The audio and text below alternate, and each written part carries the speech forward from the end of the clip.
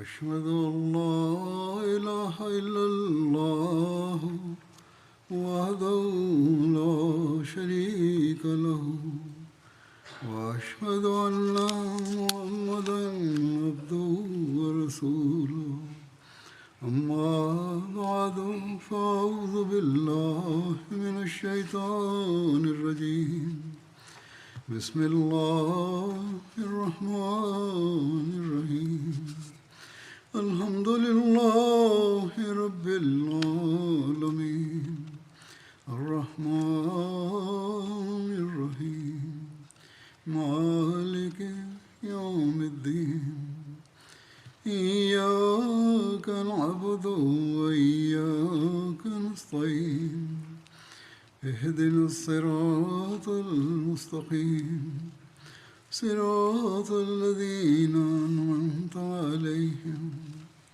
غير المغضوب عليهم ولا الضالين. Alhamdulillah, all praise belongs to Allah that today the Jalsa Salana Germany is commencing. The members of the Ahmadiyya Muslim Jamaat in Germany wish for me to personally attend the Jalsa. However, man is bound by human necessities, of which health is one aspect. For this reason, on the doctor's advice, the trip to Germany was cancelled at the last minute. And it was suggested to partake in the Jalsa in Germany from here through MTA, Muslim Television Ahmadiyya International, and from here to address the attendees of the Jalsa Salana Germany. Even this will transpire through the mere grace of Allah the Almighty. Pray that Allah the Almighty enables me to do so. This is also a favor of Allah the Almighty, that amongst the inventions of this modern age, He has provided us with such means of communication. Many people wish for an audience, and Allah the Almighty will create an opportunity for this at an alternative time. Nevertheless, through this means, at least 60 to 70% participation in the Jalsa Salana is at least fulfilled. Scenes from there will continuously be shown, inshallah, God willing, and even now I can see people seated there. May Allah the Almighty bless the Jalsa and all its arrangements in every regard, and may He enable people to derive full benefit from all the programs. This time, the Jalsa is being organized with a different set of arrangements as to what the Jamaat in Germany is used to. The Jalsa used to be held in ready-made halls and indoor facilities, and the organizers of the Jalsa did not have to make too many arrangements in terms of the Jalsa Gah, that is the main hall. Generally, people also enjoyed indoor arrangements. However, now due to the Jalsa being held in an open space, the organizers will face some difficulties, as will the attendees. Nevertheless, they should tolerate these difficulties, and the objective of both parties, the organizers and the attendees, should be to fulfill the purpose and the objective of the Jalsa. They should not be upset and complain about these difficulties. These arrangements will slowly get better. Similar difficulties were faced in Britain as well, and some even remain today. However, now the arrangements have improved greatly. Therefore, during these days, we should give precedence to happiness and joy over every difficulty and make this our priority and objective. Not a month has passed since the Jalsa was held in the United Kingdom. Even there, whereas people applauded the arrangements, some also highlighted shortcomings. As such, these shortcomings and weaknesses will remain.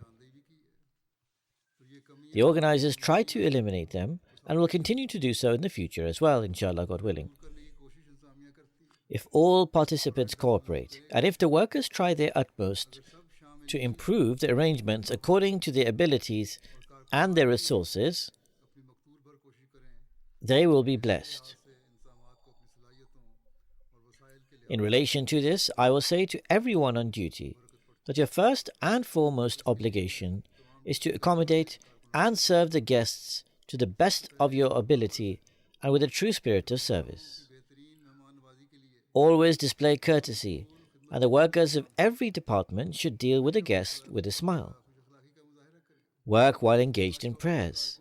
Work with the spirit of serving the guests invited by the promised Messiah, peace be upon him, and that whatever may happen, we will always keep the standard of our morals high and continue to serve. Similarly, the guests should also remain mindful of the objective of the Jalsa, and as I mentioned, they should tolerate every difficulty and try to achieve this objective over these 3 days. The objective I mentioned during Jalsa Salana UK is our very objective, and every Ahmadi should remain mindful of this very objective in each and every place the Jalsa is held. If we do this, then every participant will tolerate and bear all sorts of difficulties for the sake of God Almighty and acquire the pleasure of Allah the Almighty. May Allah the Almighty enable everyone to do this. Always remember that among the blessings bestowed upon us by Allah the Almighty, this is one of the greatest blessings which Allah the Almighty bestowed upon us through the promised Messiah, peace be upon him, that once a year we congregate to provide the means for our spiritual advancement as well as our moral advancement. Plan such programs that draw us closer to Allah the Almighty and increase us in righteousness or taqwa, and spend your days with the intention and determination to establish the greatest moral excellence and to establish the highest standard of fulfilling each other's rights. Increase love, affection and relations amongst one another. We must remove grievances. Strive to attain the pleasure of Allah the Almighty and save yourselves from all forms of vain pursuits. These are the very things that the promised Messiah, peace be upon him, has expected of us. And these are the actions that please Allah the Almighty, for which he created us as humans and made us Ashraful Makhluqat, the best of the creation. Therefore, every Ahmadi who attends the Jalsa should always keep these things in mind. If one fails to strive to attain the pleasure of Allah the Almighty, if they are not trying to progress in taqwa and righteousness, if they are not attempting to display the highest moral standards and not fulfilling the rights of others, then the purpose of attending the Jalsa is not fulfilled, and it serves no benefit. The prayers of the promised Messiah, peace be upon him, will only be accepted for those who understand this purpose and this objective, for which the promised Messiah, peace be upon him, initiated the Jalsa. The promised Messiah, peace be upon him, states, I certainly do not wish to gather those who have taken my bet, pledge of allegiance, for me outward display, like the present-day spiritual leaders. Rather, the ultimate purpose for which I have made this strategy is the reformation of God's creation. That is the fundamental reason and purpose for which I have organized this Jalsa, and made this plan with the will, with the pleasure, and the command of Allah the Almighty. Thus, every Ahmadi should keep these things in mind. Every Ahmadi should generally keep this in mind, not just specifically in the days of Jalsa. However, you all who are gathered here for Jalsa should particularly bear in mind that if you do these things, then you will find that you have fulfilled the purpose for attending the Jalsa. And only then will you benefit from attending the Jalsa, when you strive your utmost to achieve this purpose. If you do not develop a relationship with God the Almighty, if your moral and your spiritual conditions do not improve, then the promised Messiah, peace be upon him, expressed great displeasure and discontentment towards such attendees. Here, under new arrangements, if you even gather in the thousands, or wherever the Jalsas are held, if people gather in the thousands, but do not achieve the purpose of the Jalsa, which is to develop righteousness, then attending the Jalsa serves no purpose whatsoever, nor does holding the Jalsa benefit anyone. The promised Messiah, peace be upon him, states, Let it be known to all sincere followers who have joined this humble one in Bai'at that the purpose of the Bai'at is that the love of the world should cool off, and the love of our noble Lord and the Holy Prophet ﷺ should dominate the heart, creating such a separation from the world that our journey to the hereafter does not become disfavored. So what a great responsibility the promised Messiah, peace be upon him, has placed upon us. and what great expectations the promised Messiah, peace be upon him, has of us. That we make the love of Allah the Almighty and His Messenger dominate over all other loves. There should be no worldly love that can rival this love. Therefore, if this understanding settles in our hearts, only then will our worldly lives be settled, and so will our spiritual lives as well. Our hereafter will be adorned, and so will this world be adorned. Therefore, those who attend should always keep this in mind, and during these 3 days, they should keep reflecting on it and reminding it, repeating it again and again, and recalling it repeatedly. If you can do this, then understand that you have achieved the purpose of attending the Jalsa Salana. And if not, then we are not truly appreciating the blessings and bounties of the promised Messiah, peace be upon him. It is a huge blessing of Allah the Almighty upon us that He granted us the opportunity to accept the promised Messiah, peace be upon him. If after accepting him and entering into his Bay'at, pledge of allegiance, we do not strive to achieve the purposes that aim for spiritual progress and the attainment of higher moral standards, then we would not be fulfilling the rights of our Bay'at, our pledge of allegiance. Therefore, every participant should bear these points in mind. Be careful to not let the blessings of this world become a means of distancing an Ahmadi Muslim from true piety, a cause to neglect our worship or fall below the highest moral standards. These businesses and material blessings that God Almighty has granted us after moving here have improved the conditions of many people. In fact, everyone's situation is better off compared to the conditions they faced previously in Pakistan, or what you would have faced. Despite inflation and societal decay that we witness there, from a material standpoint, you still enjoy a better quality of life than what you had in Pakistan. So always keep this in mind and be grateful to Allah the Almighty.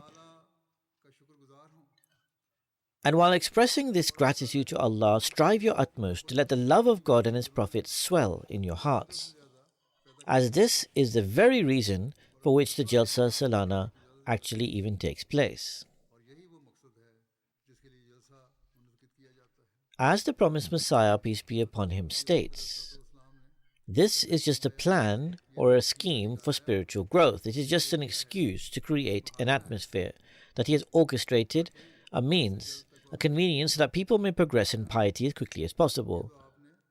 He explained that He has tried to foster an environment conducive to moral growth by Allah's grace. It's not just people who partake in this Jalsa who improve their caliber of spirituality and piousness. Rather, every person who has pledged allegiance to the promised Messiah, peace be upon him, and increases their standards of righteousness will have fulfilled the purpose of the Bay'at. And since you have joined the Jalsa, then surely you've joined with this intention, and this is why one should join, that I will bring my taqwa to a higher level than before. Hence, every Ahmadi should wholeheartedly endeavor to fulfill this aim. Promised Messiah says the purpose for which God Almighty has created this Jamaat or community is to re-establish the true recognition of God that has been lost upon the earth, and the true taqwa and piety which could not be found in the world should be restored. At another place he remarks, O ye who count yourselves as members of my community, you shall be deemed members of my community in the heavens only when you make truly sincere strides upon the path of piety. He then says, establish the grandeur and awe of God in your hearts. Give expression to His unity, not just by word, but by deed, so that God Almighty also demonstrates for you through His actions His benevolence and tender affection. So always keep in view these statements of the promised Messiah, peace be upon him. As I said, this is the true purpose of coming to Jalsa and being a true Ahmadi Muslim. The promised Messiah, peace be upon him, states. And he is explaining that this is the intention which every Ahmadi should hold participating in the Jalsa. And these are the things that we should inculcate in ourselves. Take advantage of the spiritual environment and atmosphere that God Almighty has provided for you, and try to rid yourselves of all forms of worldly impurities in these days, and do so with the intention that we will keep ourselves pure of the plague of materialism throughout our lives, giving precedence to our faith over all worldly matters, and by making use of all our God-given faculties.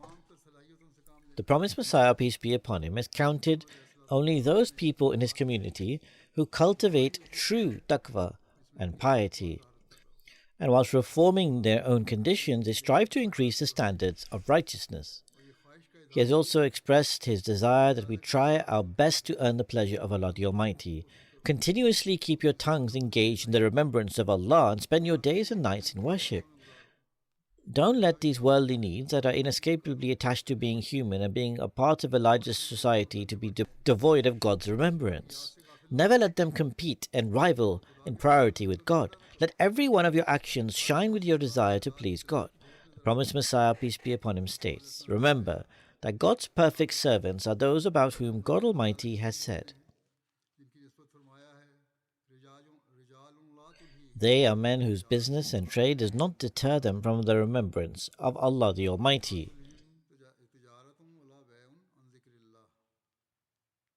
When the heart forges a union of true and sincere love with God, then it never separates from Him. One aspect of this state can be understood as such. If someone's child falls sick, no matter where their parent goes or what they do, their heart and mind remains fixated on their child's condition.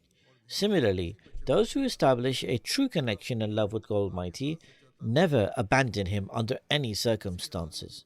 Thus, an Ahmadi Muslim should always keep this remembrance and thought of God Almighty in his mind. There should be a constant effort to become those whose every action is for His pleasure and remain ever engaged in it, His remembrance, and stay away from every action that He has forbidden us from doing.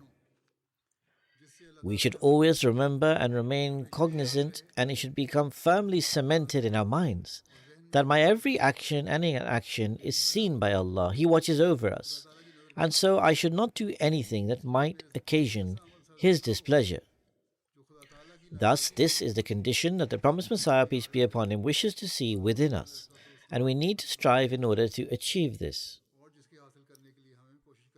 Therefore, make a pledge today that we will try our utmost to fulfill the oath we have taken with the promised Messiah, peace be upon him, and that we will spread the mission of the promised Messiah in accordance with his teachings. That we will strive to bring back the faith from the Pleiades, as opposed to diminishing our faith by becoming embroiled in materialism. We must pledge to act on the teachings of the Holy Quran so that we are counted amongst the Khair Ummah, the best nation, so we can be counted amongst the nation for whom Allah the Almighty has bestowed goodness. And it is through our actions that we can set a virtuous example. We must pledge that this faith and these teachings will become forever etched on our hearts and a part of our every action, inshallah, God willing. And whilst keeping this command of God Almighty in view, we ought to remain engaged in zikr ilahi, the remembrance of God, as Allah the Almighty states, Ya ayyuhalladhina amanu zkurullaha zikran kathira. O ye who believe, remember Allah much. Therefore Allah the Almighty has granted us an opportunity as a reminder to us and for us to focus our attention on the remembrance of Allah during these days, as well as focusing our attention on our worship so that we may increase in taqwa or righteousness. Just as the promised Messiah, peace be upon him, has stated, Allah the Almighty will then bestow His benevolence and favors. Thus, by progressing in righteousness, Allah the Almighty's benevolence and favors will become manifest.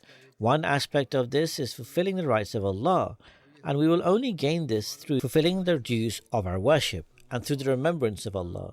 Expounding on this matter relating to Jalsa, Hazrat Muslim Maud says, the Jalsa Salana is among the signs of Allah the Almighty, and the reason mentioned by the promised Messiah for it to be deemed as such is because it is a means to increase spirituality, and the one key method to achieve this is worship and the remembrance of Allah, zikr ilahi.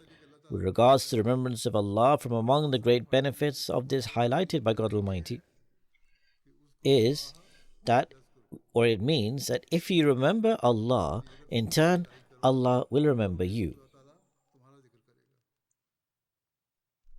Thus, fortunate is the one who is remembered by his master, the one who created him and is a true sovereign, and then blesses him with beneficence and bounties.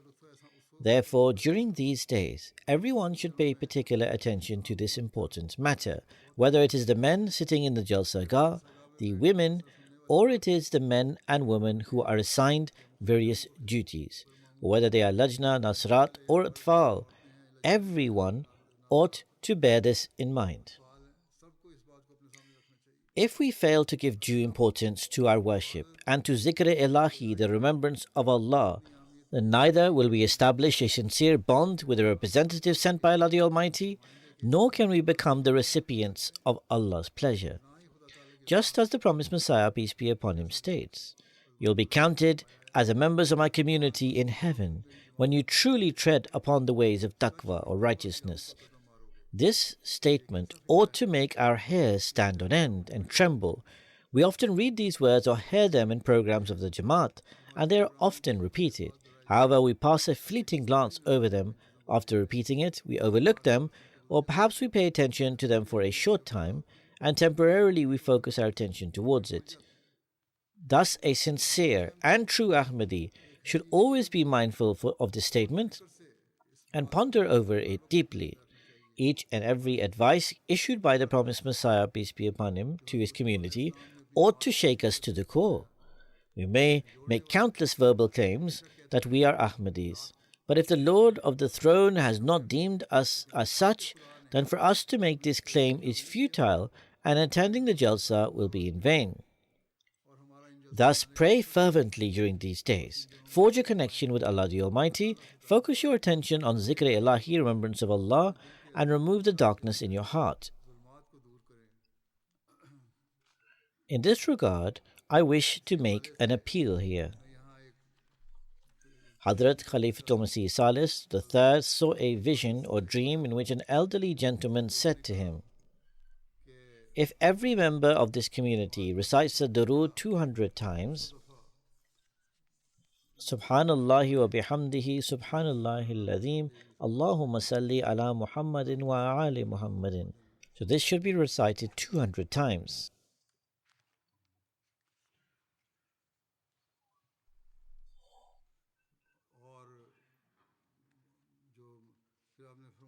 Those who are in the middle age, the ages of 15 to 25, should recite it 100 times a day. Children should recite it at least 33 times, and younger children should repeat it after their parents 3 or 4 times. Alongside this, one should recite istighfar 100 times. Similarly, I also add here that recite 100 times Rabbi kullu shay'in khadumuka, Rabbi fa'afazni wansurni warhamni. Especially during these days and generally going forward, because in this dream or vision, this was what Hazrat Khalifatul Masih III was shown, that if you do this, you'll enter an impenetrable fortress which Satan can never penetrate. The walls of the fort are made of iron, which reach tall to the heavens. Thus there will remain no crack which Satan can enter through. In these times, when Satan is making every effort to attack us, using every scheme and technique, both as a community and on a global scale, there is only one means to protect ourselves, to place special emphasis on prayers, not just during the days of the Jalsa, but forever onwards.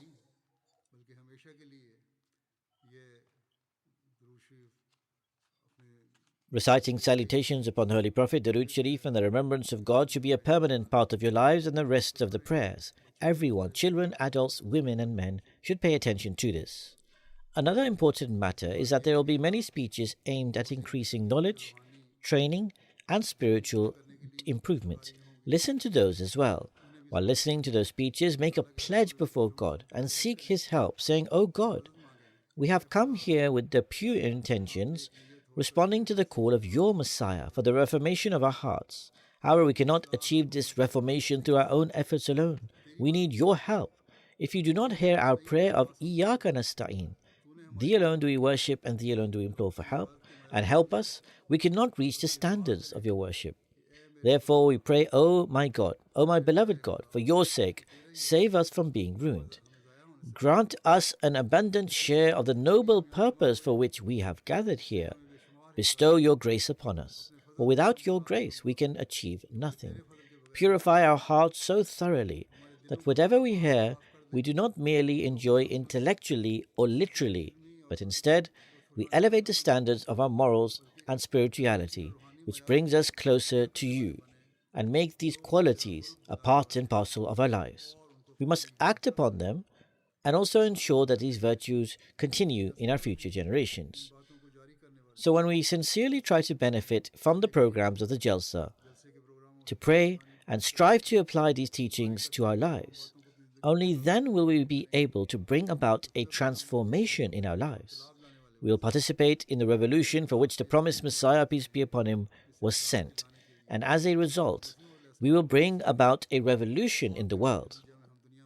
Otherwise, as I said, the world which is currently immersed in vain pursuits and immoralities and materialism is heading towards destruction. Satan is attacking from all directions, and the world cannot save itself. If we fall into this trap, there will be no one to save the world, and we too will then perish and drown with it. Therefore, it is a moment of great fear, and Ahmadi should always reflect and constantly focus on achieving the purpose of life, which is also the purpose of our bay'at, the pledge of allegiance to the promised Messiah, peace be upon him. We are pledged to strive with all our might to attain this goal. The promised Messiah, peace be upon him, has stated that one of the purposes of the Jalsa is for the participants to increase their mutual acquaintance, meaning to foster love, affection, and friendship amongst each other. If we fulfill this right and achieve this purpose, only then can we truly become the members of the community that the promised Messiah, peace be upon him, desired of us. Therefore, during these days, place great emphasis on strengthening relations, promoting love, spreading peace amongst one another, and improving the bonds that you may already have formed. You should do all these things emphatically. If there has been any grievance for any reason, try to remove such grudges. For the sake of seeking God's pleasure, not only avoid idle talk, but also strive to create an atmosphere of love and affection. Not only should you avoid quarrels and fights, rather you should seek apologies and offer forgiveness for any past disputes. Free yourselves from the snares of personal ego. I receive complaints that people get into serious altercations over the most trivial of matters, causing disrepute to the community. I have mentioned this several times before, including in the previous Jalsa Salana United Kingdom. Give due attention to this. Sometimes, in unavoidable circumstances, the community's administrative system has to impose punishments for such behavior to protect the dignity of the community, which then causes discomfort. But these punishments are not imposed with joy. Remember, we must uphold the sanctity of the community. If the administration or the Khalifa of the time imposes any punishment, it is done to preserve the sanctity of the community, because the community's sanctity is above all relationships. If you have a true connection with the promised Messiah, peace be upon him, then, while feeling remorse for your actions, strive to mend the rifts that have formed and create bonds of love, not only because of that love, but also because of a genuine desire to follow the teachings of the Holy Prophet Muhammad sallallahu alaihi wasallam, may the peace and blessings of Allah be upon him. He instructed that no Muslim should harm another Muslim with his tongue or hand. So during these days, when we have gathered to seek God's pleasure, bow before him and continue to pray. Engage in the remembrance of God with perfect faith. Follow the path that Allah has prescribed with complete obedience. If this is done, it is impossible to disobey the system of the community at any opportunity. On the one hand, if there is an effort to be written as a member of the promised Messiah, peace be upon him's community in the heavens, while on the other hand, one may disregard the system established by the promised Messiah and his successors. This cannot happen. These are two contradictory actions. Those who sincerely bow before God cannot display such contradictions. Therefore, during these days, strive to cleanse the impurities from your hearts through prayers and self-reformation. Value the opportunity Allah has provided. If you have come to the Jalsa for the purpose of reformation and not as if attending a festival, as the promised Messiah, peace be upon him, has said, that this is not a festival or carnival, then surely the impurities of the hearts will be cleansed. Sometimes, even in daily life and in the days following the Jalsa, a general Ahmadi may have conflicts or grievances with office bearers. In such cases, if they keep in mind the true purpose of the Jalsa, every Ahmadi will try to resolve their past conflicts. If any bitterness has arisen here, they will also try to remove it. Office bearers and those on duty during the Jalsa should also keep in mind that they must display the highest standards of morals and strive to remove personal egos and grudges for the sake of Allah the Almighty. We must fulfill the pledge we have to live as brothers. The highest standards of morals should be exhibited, especially by those on duty, because as office bearers, they have a greater responsibility. Therefore, they should display more patience, even if there is any wrongdoing, and never respond harshly. When you do this, your high morals will then set an example for other people and will become like a role model.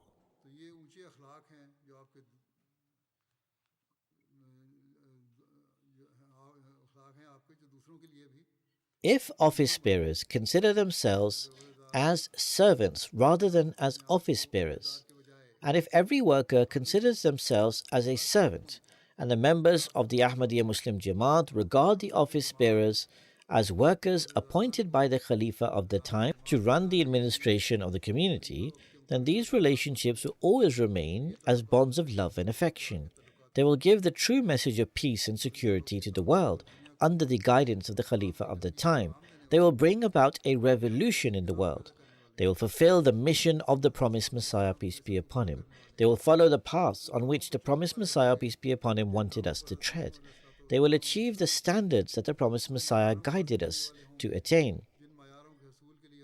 The promised Messiah says at one place, "O fortunate people, enter this teaching with full force, which has been given to me for your salvation." That is, you have already taken the first step towards success and fortune by pledging allegiance to me, because you are fortunate. But now make this teaching a practical part of your lives, so that your virtues and good deeds are polished. He states, "Know that God is one and without partner. Do not associate anything with him, not in the heavens nor in the earth." Then the promised Messiah says, "God does not forbid you from using resources and means. You may absolutely use worldly means, but the person who abandons God and relies solely on worldly means is an idolater. From time immemorial, God has been saying that salvation cannot be achieved without becoming pure-hearted. So become pure-hearted and abandon personal rancor and enmities. Man's self that incites to evil comprises many impurities, the greatest of which is arrogance. If there was no arrogance, then no one would remain a disbeliever. So become meek of heart. And seeing as you are preaching about offering paradise, you should generally show empathy towards humanity. In other words, we say that Islam is the real religion which grants salvation, and it is through it that one can attain nearness to Allah the Almighty. Thus, we preach paradise to people. The promised Messiah says, "Seeing as you are preaching about offering paradise, you should show empathy towards humanity. How can your preaching be considered true if you wish ill for others in this temporal world?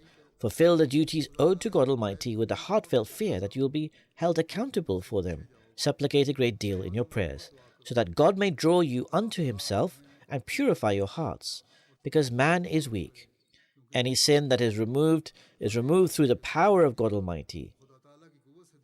He states, "Until one does not receive the power from God Almighty, they do not have the ability to remove any evil. Islam is not simply for one to attest to the kalama as a formality. Rather, the essence of Islam is that the spirits fall upon the threshold of God Almighty, like God and His commandments take precedence over every aspect of the world. In other words, you should become one who gives precedence to the faith over the world. So these are the standards established by the promised Messiah, peace be upon him, which we must strive to establish and attain within ourselves, and thereby eliminate personal rancor and enmities. This is an excellent opportunity to do so. You should strive towards this end during these days. Seeing as a spiritual atmosphere is fostered during these days, one is also drawn towards self-reflection, as should be the case. The promised Messiah, alayhi salatu wassalam, on whom be peace, states, focus on avoiding arrogance, because arrogance breeds disobedience. It is arrogance that led people to reject the prophets. It is arrogance that incites against the system of the Jamaat, and that incites to stand up against the system of the Jamaat. It is arrogance that leads to quarrels amongst one another. It is arrogance which exhibits the false honor associated with one's pride. Hence, strive hard to avoid arrogance. Then you are enjoined to show empathy for the creation of Allah the Almighty. Your words can only be influential, and your efforts in propagation will only be impactful when true empathy is established for the creation. Whenever people visit our jalsas, they become influenced and impressed upon seeing the atmosphere, because at that moment they see Ahmadis in humility and in humbleness serving their guests and interacting with one another with love and affection. This is the silent tabligh which I always draw attention towards. This is the tabligh which strives to enable the truth of Ahmadiyya to prevail in the hearts of people. People from different countries are also attending your jalsa, and as always, I trust that these people will take away a positive impact, given that you strive to establish a positive impact, and that whilst unifying your words and your action, and whilst acting according to the teachings of the promised Messiah, peace be upon him, and Islam, you bow before God Almighty with humility and meekness, in order to become those who attain the objectives of the jalsa, the objective of attaining righteousness or taqwa, which then enables one to act with virtue. When this happens, then our calling unto Allah will also become blessed. These days, much is said against Islam and Muslims. But when people see the atmosphere here of love, affection, brotherhood, our high morals, and our connection with God Almighty, then the doubts and concerns in the mind of many that Muslims commit wrong actions or promote bad teachings will be dispelled. So during these days, through your words and actions, make the environment so peaceful. In fact, always apply this to your lives as a whole, which positively impacts the world, so that people attest that these are the people who act according to the true teachings of Islam, and the true teachings of Islam alone can bring about true peace and security in the world. Hence, you will be doing silent tabligh without the use of any literature or without any argumentation or providing as such. If we truly establish our lives to become an example of the true Islamic teachings, then we will become those who fulfill the Pledge of Allegiance, our bay'at.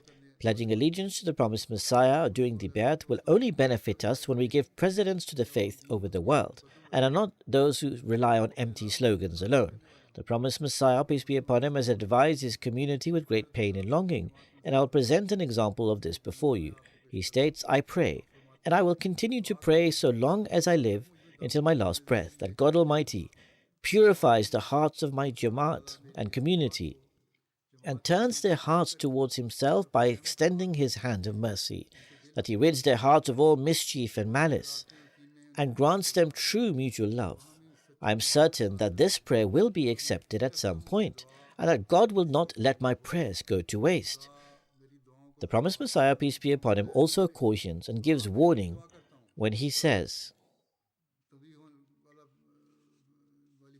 Indeed, I also pray that if, in the knowledge and design of God Almighty, someone from my Jamaat or community is perpetually misfortunate and is not destined to attain true piety and fear of God or taqwa, then, O God, the All-Powerful, cast him away from me as he has become cast away from you, and replace him with someone whose heart is tender and for whom searching for you is a part of life. This should serve as a huge wake-up call for us.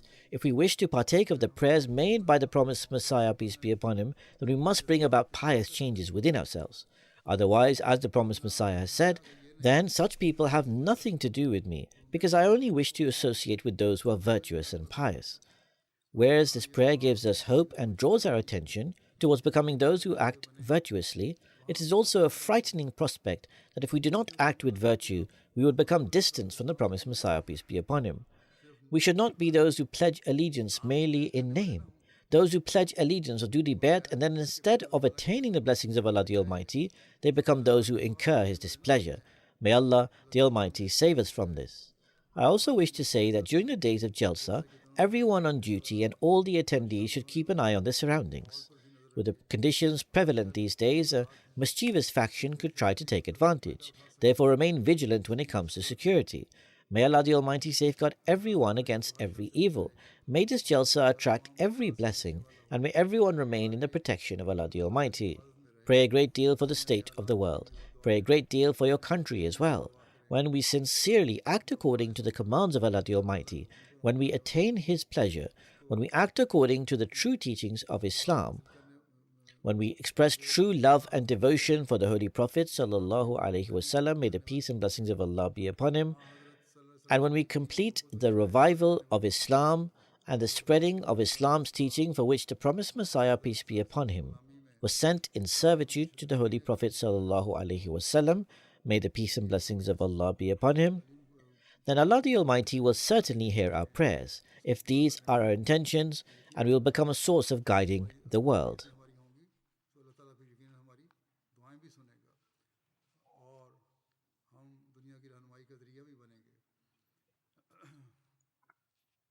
May Allah the Almighty keep you in His protection during these 3 days and beyond. May He continue to shower His blessings and enable you to recite the prayers for which I made an appeal.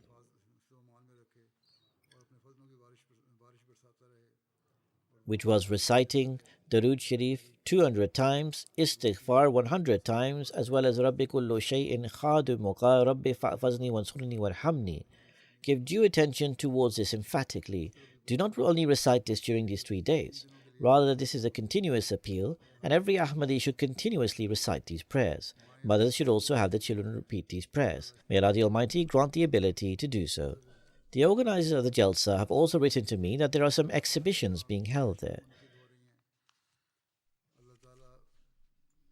They have requested me to announce that people should visit these exhibitions, and so I draw attention towards this, that you should visit these exhibitions and benefit from them, so that you may see how Allah the Almighty is bestowing His favors upon us.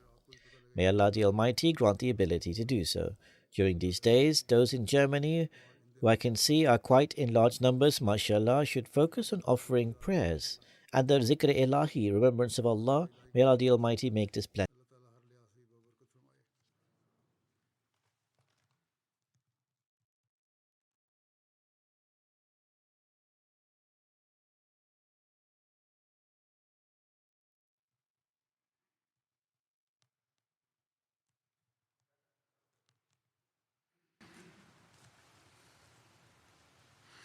Alhamdulillah. Alhamdulillah. Nahmaduhu wa nasta'inuhu wa nastaghfiruhu wa nu'minu bihi wa natawakkalu alayhi wa na'udhu billahi min shururi anfusina wa min sayyiati a'malina. Man yahdihillahu fala mudilla lahu ومن يضلل فلا هادي له